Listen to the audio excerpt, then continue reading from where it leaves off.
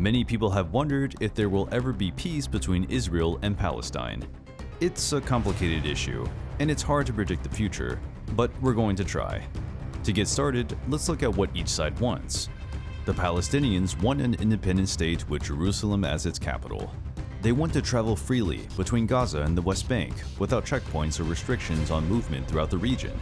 They want an end to Israeli settlements in disputed lands, which are lands that both sides claim. They also wish to internationally recognize Palestine as a state and its right to exist. On the other side, Israel wants its citizens to feel safe from terrorist attacks, like those during the Second Intifada from 2000 to 2005.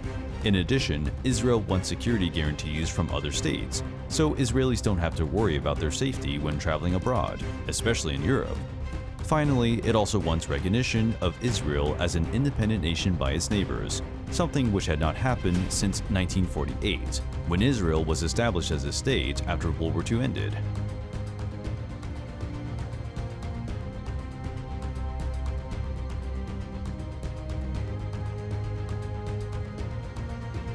As the dust settles from the recent Gaza conflict and tensions continue to rise in Israel and Palestine, it's important to understand what is happening. Many people on both sides of the divide, Jews and Palestinians, are becoming deeply concerned every day about their safety and that of their friends and families. They are now asking the inevitable question: will there ever be peace? In this video, we attempt to answer this question by diving into the historical perspective, the present-day triggers, and each party's point of view. Make sure you watch till the end as we uncover the details of the Israeli-Palestine war, what this means to global peace and security, and if there will ever be peace between these angry next-door neighbors.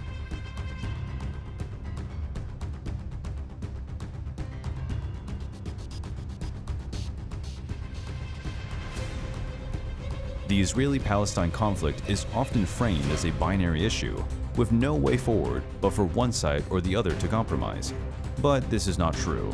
Many possible solutions may be better than we have now. There has been a Jewish presence in the Middle East since biblical times, when they were exiled from their homeland of Israel by the Romans in 70 AD. They began returning to what would become today's Israel in 1882, after being scattered across Europe and elsewhere during the Inquisition and its aftermath. In 1948, after World War II had decimated European Jews even further, and after Hitler's final solution had resulted in over 6 million deaths, more than 1 million Jews fled to Palestine, then part of British-ruled Mandate Palestine, where Arabs outnumbered them by about 700%, 7% versus 0.5, and sought refuge among European nations still rebuilding themselves from war's destruction. However, most Western countries denied entry to these refugees out of concern over economic stability. It was an economic boom time, or fear that it would cause too many problems for existing citizens who might resent them being there. Although during this period it was common practice for host nations to take care of refugees, whether they come from another country or within their borders.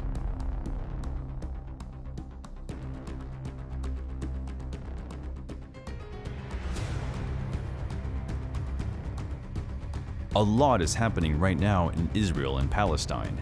The conflict is ongoing, with no signs of slowing down. But let me point out some of the things that have happened so far. On March 30th, 2019, Israeli Prime Minister Benjamin Netanyahu expressed his desire for peace with Palestinians in a letter to Palestinian Authority President Mahmoud Abbas. He wrote that he would not accept any preconditions on talks and was ready to travel to Ramallah or Gaza City if necessary. On January the 12th, Jordan announced it would shut down its embassy in Jerusalem after US President Donald Trump recognized it as Israel's capital city last year.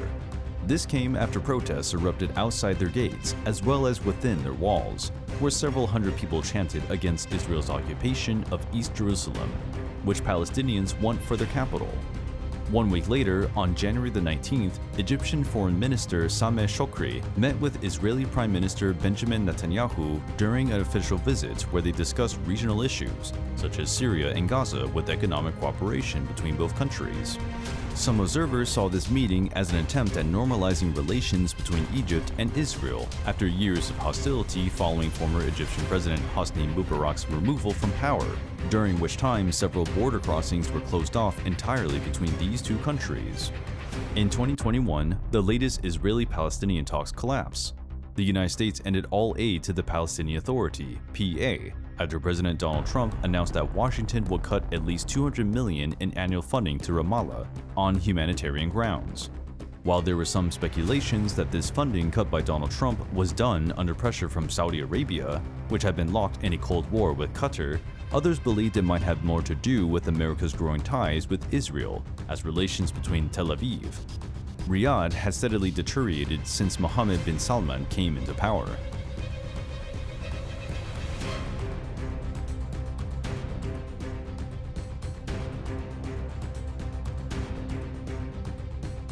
To understand how we can reach peace between Israel and Palestine, we must seek to understand what each side wants.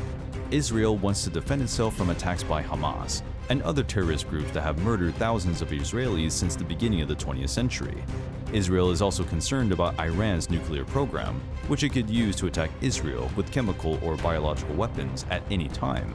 Palestinians want a state of their own and to live in peace alongside Israelis. But unfortunately, terrorism has been used as a tactic for decades now by both sides for them to get what they want. And this has caused many problems throughout history between these two groups, who once lived peacefully together before being forced apart during World War II, when Germany took over their territory, which was called Palestine at that time.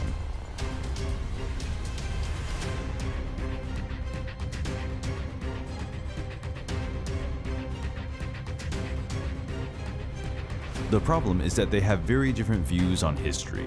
They have very different perspectives on religion and culture. They have very different opinions on politics, national identity, national security, and even national interests in the Middle East. On top of all of this, they have different priorities for each other. Israel wants peace, but won't give up control over Jerusalem as part of any deal. Palestinians want the land back, but don't necessarily care about Jerusalem, as they do the rights of refugees who fled in 1948, known as right of return.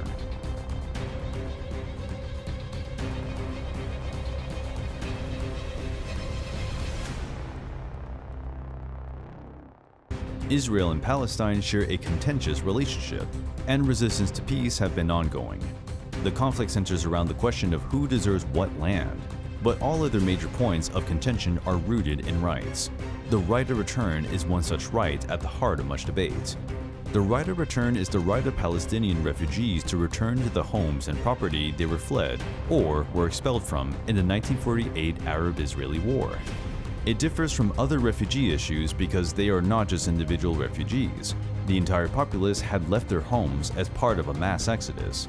This mass refugee makes it much more complicated than other situations, where people can settle back into their communities after the war ends, or when political regimes change hands.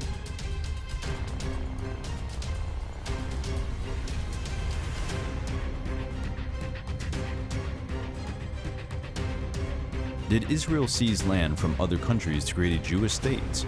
Yes, they did. In 1948, after World War II, Britain was in charge of the land that would become Israel. Other countries pressured them to let some Jews leave Europe and settle there. These Jews took over some Palestinian lands under British control in 1945. Since then, Israel has continued to take more Palestinian territory through wars and by building settlements on it for their people.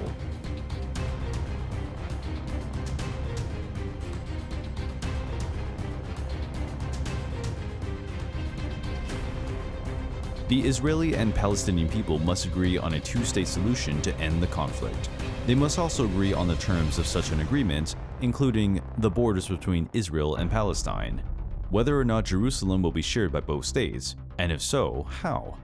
How much land from each side should be given to the other in exchange for peace?